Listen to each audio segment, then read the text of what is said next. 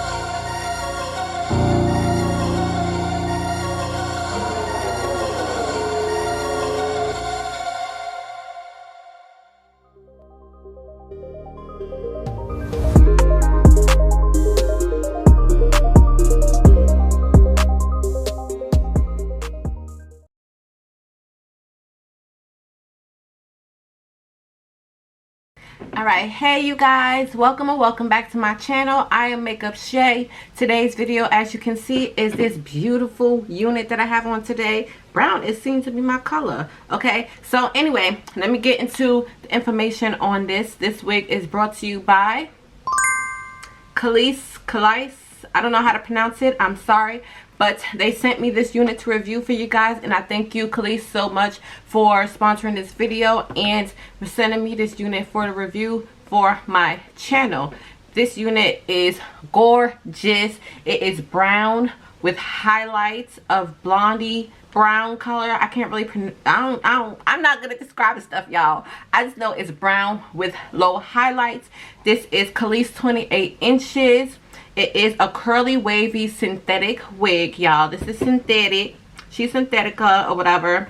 Okay, this is a 4x4 multi-directional parting. So you have 13x7 from ear to ear. It does fit ear to ear, which I like that. It came with Swiss lace. And I don't know if y'all seen it in the other clip. It had that other kind of material for the lace parts area that I cut out that y'all seen in a previous clip, but that is where you can have your free part, and I just cut that out and put makeup on the lace so it could blend easily with my skin. If y'all hear noise, y'all already know the deal. Him right here.